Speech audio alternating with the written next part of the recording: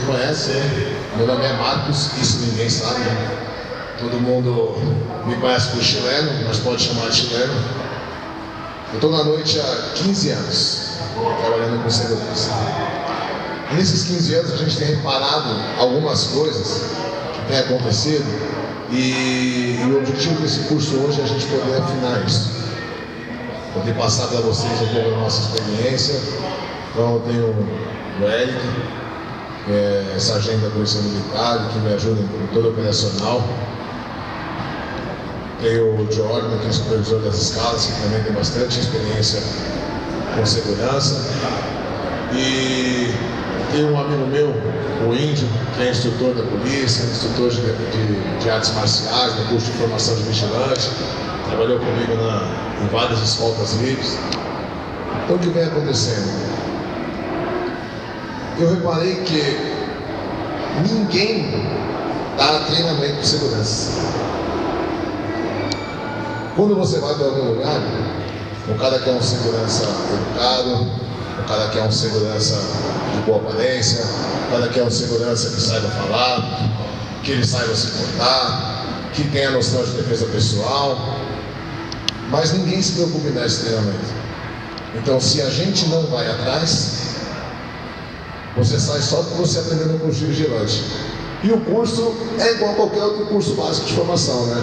Serve para o básico. Agora, qual o problema nisso? O problema é que, além de você não estar preparado, o nosso ramo de atuação é um ramo muito complicado. Porque você pode perder a vida, o seu parceiro, o seu VIP, o seu cliente. Porque vamos combinar, para você não falar, né? Quem está na rua quarta-feira, 3 horas da manhã? Só vagabundo. Ou a maioria. O cidadão inocente que tem que trabalhar, está dormindo, 7 horas da manhã tem que levantar. Então a gente lida com o que tem de pior na sociedade. E qual que é o treinamento que a gente tem? Quase nada. Outras situações que estão acontecendo, que a gente vai abordar aqui, é a evolução do nosso serviço. Se vocês pararem para prestar atenção, aos últimos 50 anos, o mundo mudou mais do que nos últimos 6.000 anos. Ou posso até falar mais do que nos últimos 30.000 anos. Em 50 anos, o mundo mudou mais do que nos últimos 30.000 anos. Então hoje tudo é muito rápido. Hoje em dia a criança já nasce com o olho aberto. Antigamente demorava um mês para ter olho. Já nasce mexendo no iPad, celular, coisa que a gente... Eu tenho um filho de 3 anos que já me dá baile. E as situações hoje, com a globalização, com a internet, com o celular, tem causado um problema muito grande na forma da gente interagir com os nossos clientes. Depois que inventaram isso aqui, ó, celular, com internet, com câmera, você não tem mais tempo para resolver um problema. Você tem um problema com um cliente dentro da casa, ele nem chegou na rua, ele já postou no Facebook, já tem 10.000 compartilhadas, 20.000 curtidas. E ele coloca o que ele quiser. Então eu vou falar de um tema hoje que parece que não tem a ver com o nosso serviço, mas tem muito, que é ética. Ética no serviço. O que é ética, primeiro? Porque cada um tem uma ideia diferente de ética e de moral. Eu não vou abrir muito espaço para a gente não tomar muito tempo para ver a opinião de cada um. Então eu vou dar uma definição de um grande professor, um filósofo que eu admiro muito, chama professor Clóvis de Barros Filho. Ele dá a seguinte definição de ética, que é um conjunto de regras estabelecidas para gerir melhor uma convivência. O que isso quer dizer? A ética, ela não é individual, ela é grupal. A moral é individual. A ética é o que nós, como grupo, como sociedade, as melhores atitudes ou regras de melhor convivência para que a gente possa viver de maneira coerente, a não ficar um incomodando o outro. Então isso é ética. E moral? O mesmo professor, Cláudio Barros Filho, ele dá a definição de moral de é um pensamento de você sobre você mesmo. O que você faz? Então deixa eu dar um exemplo. Você está numa loja e não tem nenhum vendedor. E você está com vontade de um determinado produto. Você pega? Se você tiver certeza que você não vai ser pego, você pega? Essa decisão pessoal, se você pega ou não, você mesmo tendo certeza, isso é moral. É o que você não faz, independente se alguém está te olhando ou não. Por exemplo, se você tiver certeza absoluta que nunca você ia ser pego, você faria? O filósofo Platão, no segundo livro da República, ele faz uma ilustração de um pastor chamado Giges. Era um cara legal, um cara normal, um cara gente fina. Só que ele estava no pasto com as ovelhas, deu um terremoto e abriu um buraco e achou um esqueleto com um anel. E esse anel era mágico. Ele percebeu que cada vez que ele virava a pedra para dentro, ele ficava invisível. O que aconteceu? Ele tomou o lugar do rei, matou o rei, comeu a rainha. Ou seja, aquele cara normal virou um completo traste, porque ele tinha certeza que ele não ia ser pego. Agora, e a gente? Se você tivesse um anel de giz, o que você faria? Você daria uma rasteira numa velhinha para ficar com o lugar dela no ônibus? Você pegaria o dinheiro do que nasceu? O que você faria se você fosse invisível? Você tivesse absoluta certeza que ninguém ia te pegar e ia te punir. Isso é moral. Moral é uma coisa que eu não faço porque eu não faço. Não interessa se alguém está vendo ou não. Não interessa.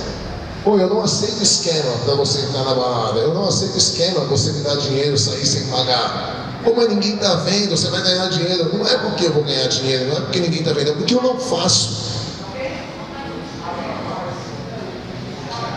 Eu tenho um filho de 3 anos, minha esposa está grávida de novo.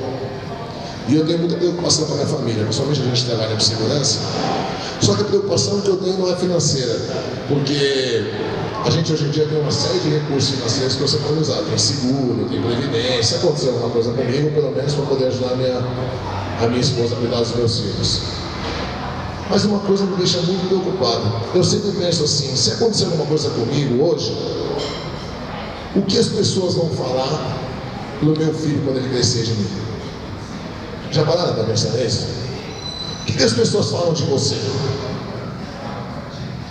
Por exemplo, eu quero que fale assim, pô, seu pai, olha, cara honesto, trabalhador, gente fina, ajudava quem ele podia, nunca vi pegando uma coisa que não era dele. Bom, às vezes ele era meio esquentado, explodia, tal, como todo mundo tem seus defeitos. Embora um monte de gente vira santo depois que morre, né? Mas não é esse o caso. Mas essa é a minha maior preocupação. O que as pessoas falam de você quando você vira as costas? E de você? E de você? Ou quando falam assim, trabalhei com o chileno, tal, tô trabalhando com o chileno, o cara fala assim, puta meu, o cara é gente fina, mas já trabalhei com ele, o cara é honesto, sempre me pagou em dia, sempre ajudou no que pôde. Isso eu quero que as pessoas falem de mim. E é o que me parece, é o que falam, né? Pelo menos eu fico sabendo. A gente está na noite, a gente sabe o tipo de gente que a gente lida. Quantos caras você já não ouviu falar assim, pô, trabalhei com fulano, o cara fala, vixi, meu, aquele cara lá, meu, pilantra, zica, faz esquema, quantos, não é? Passou perto, ficou me devendo, não me pagou. É o que mais tem. Então, hoje eu quero tratar disso. O que você não faria de jeito nenhum? Não faria. Porque se a gente tiver isso na cabeça, quando aparecer novas situações que nós não estamos acostumados, a gente vai poder resolver. Tem algumas coisas que têm mudado muito rapidamente e a globalização tem acelerado mais isso. Por exemplo, hoje nós temos uma aceitação muito maior das relações homoafetivas. Então hoje o casamento homossexual, inclusive, é aceito. Muitos países também não são aceitos, inclusive no Brasil. Só que a gente sofre ainda com o preconceito. E qual que é o nosso trabalho como seguranças? Aonde que a gente entra? Eu tenho a seguinte opinião, na verdade é o que eu penso em segurança, eu sempre falo isso para todo mundo. O segurança, ele está lá para resolver o problema. Nós temos que ser o ponto de equilíbrio. Nós temos que ser o cara que acalma, o cara que dá uma saída, o cara que ameniza a situação, não que põe mais fogo. Mas como tudo, hoje, tem um lado bom e tem um lado ruim. Tem pessoas que se aproveitam da situação de se sentirem menosprezadas em alguns casos para querer fazer o que quer. Como a gente também sabe. A gente está tendo um problema muito sério na noite, porque o movimento de direito das mulheres vem crescendo muito. Ainda bem. Cada dia mais a mulher está no mercado de serviço, no mercado de trabalho, a mulher está conquistando salários melhores, posição melhores. Só que ainda tem uma coisa que é muito comum. A mulher ela é muito assediada. Bom, vocês, as meninas aqui devem saber melhor do que eu, né?